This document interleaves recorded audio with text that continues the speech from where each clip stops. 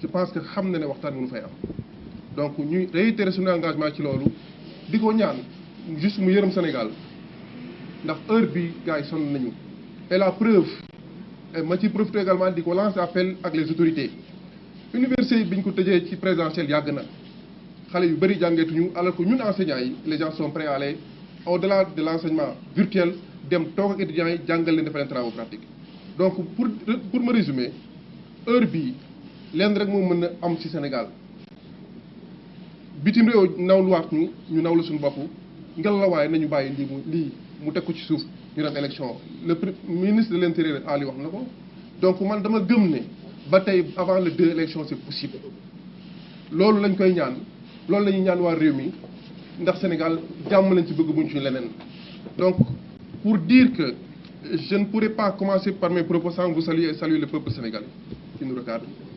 présenter nos sincères condoléances à nos défunts parce qu'on a eu des pertes humaines y compris des étudiants.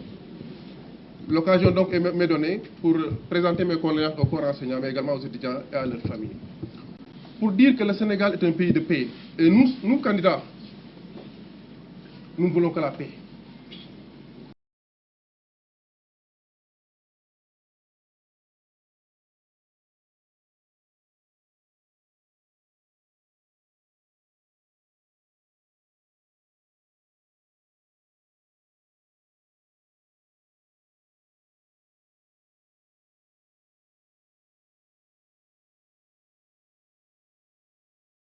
Du Conseil constitutionnel et la décision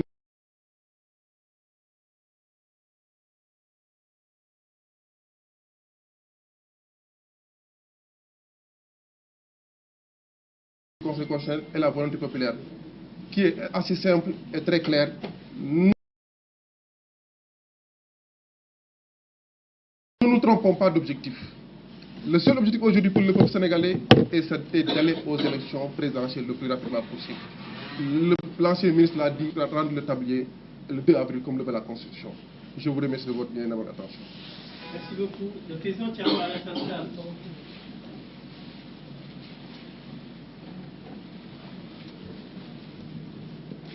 Edi fof mo haalde wondiraɓen fulɓe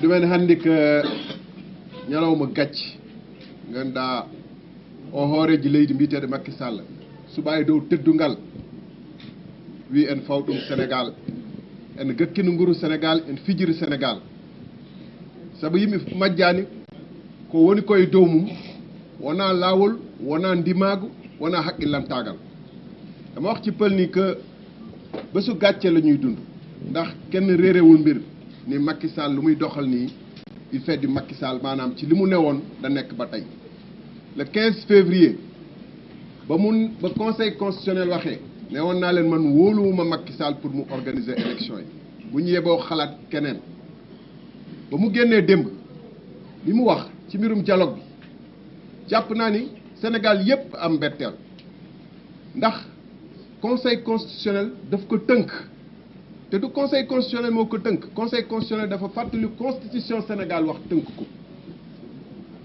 moom ba muy aj élection yi sukkandiku simplement ci benn proposition bu parlement bi jot te parlement bi àddugu ci mu aj élection yi kooku pour ajji élection yi mu wéy waroon na exécuter décision conseil constitutionnel waaye dafa bañ dialogue bu muy laajte bu muy woote du rek ngir jàpp date ngir aussi xool moom nu muy wéyalee mandaam au-delà du 2 avril bu ngeen déggee li mu gën a tudd démb ci discours am bi mooy article 36(2) constitution bi nga xam ne day ne tant que tànn guñu ku koy wuutu moom ba installé kooku moom dina wéyal kiiwam te nee na loolu waxtaan bi daf ci war a am.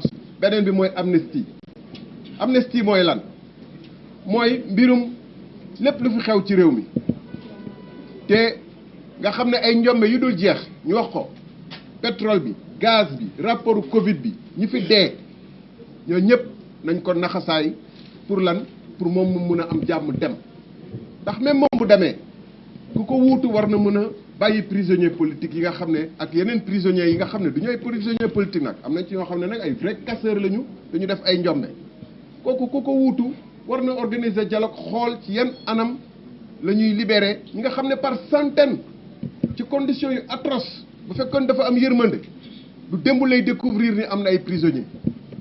Je voudrais dire très rapidement que le président de la République est dans un jeu déjà connu et il ne trompe plus personne. Et je m'étonne même que des ambassades puissent donner crédibilité à son appel, qui est un véritable appel trompeur, une véritable diversion. Ce qu'on attend de Macky Sall, c'est dans le cadre de la constitution actuelle qui n'a pas changé d'un iota, c'est d'organiser le plus rapidement possible en fixant la date. Toutes les conditions sont réunies.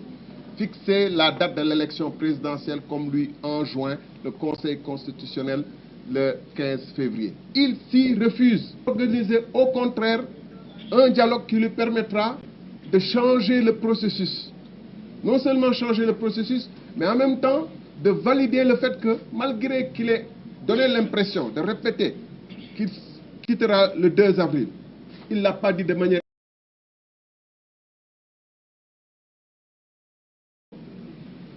sur lequel il faut qu'on discute lors de son fameux dialogue, pour lui permettre éventuellement que les gens lui disent, les communicateurs traditionnels, les religieux, les recalés qu'il va inviter et qui constitueront, qui verront en lui une planche de salut, mais qui seront aussi une planche de salut pour lui.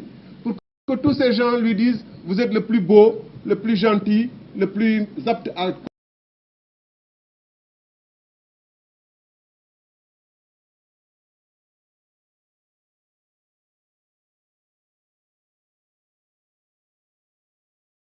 l'envisager, allons voir le Conseil. Dire que allons voir le Conseil constitutionnel après notre dialogue, alors qu'il refuse et qu'il s'assoit sur des décisions du Conseil constitutionnel du 15 février. Qu'est-ce qui est plus ridicule et dérisoire de dire nous irons voir le Conseil constitutionnel alors qu'il s'assoit sur des décisions du Conseil constitutionnel? Ce président n'est pas sérieux. Et c'est pourquoi je pense plus que jamais que c'est des manifestations populaires. C'est le refus de la population d'obéir et de suivre ces injonctions qui vont le faire partir. Parce qu'il a avec lui une petite clique de personnes qui sont prêtes à le suivre et amener le Sénégal jusque dans les profondeurs qu'ont traversé certains pays africains. C'est pourquoi nous disons non au dialogue, mais nous disons oui à un plan d'action que certains de mes amis ont déjà décliné, sur lesquels je ne reviendrai pas. Nous organiserons notre propre dialogue. Le dimanche, nous ferons des actions. Et toutes les actions qui ont été appelées cet après-midi, demain, par d'autres plateformes, nous les soutenons et nous les encourageons. Vive le peuple sénégalais. Merci. Président Anta Babacar Ngom. Salaamaaleykum. Mbokki Sénégal, maa ngi leen di